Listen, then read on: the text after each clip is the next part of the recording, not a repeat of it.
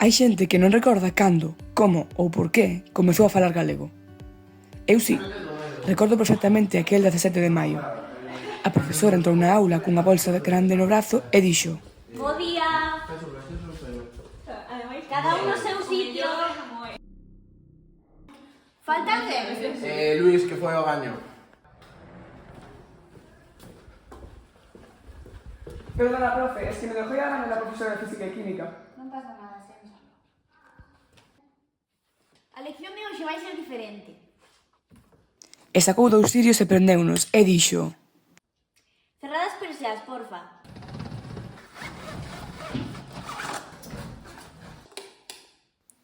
díxonos que fixéramos unha roda e que sentásemos no chan, e fixémolo.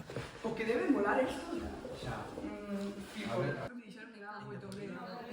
Falaba en voz baixa, a modo, e dixo: Pode que a lección de hoxe nunca esquezade. sentou.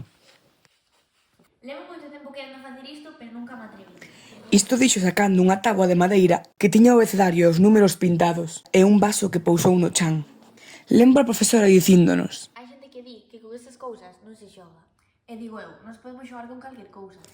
entón, unha alumna interrompe extrañada: Pero que é isto? Isto é unha ouija, un vínculo de comunicación con máis alá. Cos espíritus. E hai xente que di que os espíritus non existen. E supoño que teñen razón. Mais hoxe haberá que creer neles. Lembro a profesora dicíndonos: Xuntar as mans facendo un círculo. Agora imos invocar o espírito de Daniel Alfonso Rodríguez Castelao. Luís, comeza. entón a nosa voz comezou a vibrar con aquela escuridade de medium. Invocamos o espírito de Alfonso Rodríguez Castelao. Invocámoste, pai da patria. Invocámoste, luz de Galiza.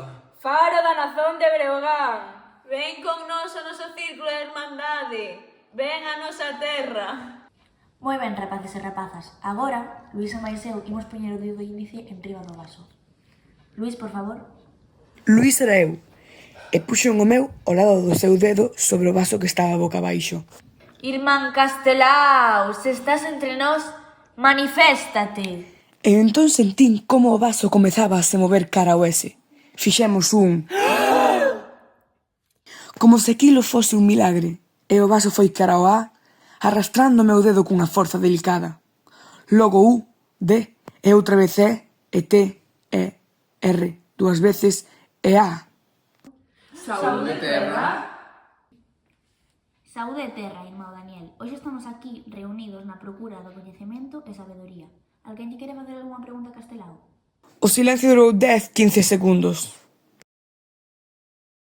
Non deberíamos facer esperar a Castelao. Dixo a profesora.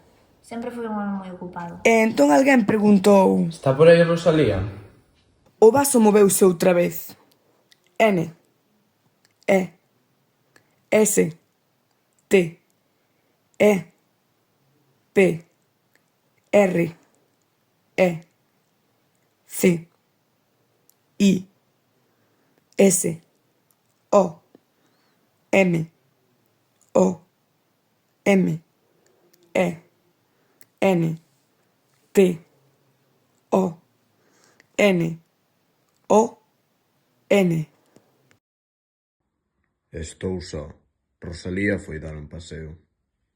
E aí escribiches libros? Escribo. E como se titula o último libro que escribiches? Cousas da morte. Escoitas música? Sí, gustan os Rolling Stones. Irmán Daniel, Dixo a profesora coa súa suave voz en off. queres facernos ti tamén algunha pregunta? Igual ti tamén tes curiosidade. Entón foi cando Castelao, logo dun tenso silencio, fixo aquela pregunta que cambiou a miña vida. Falades galego? E claro, Eu sí. foron dicindo Lucas e Iria, Eu case sempre. dixo Marta.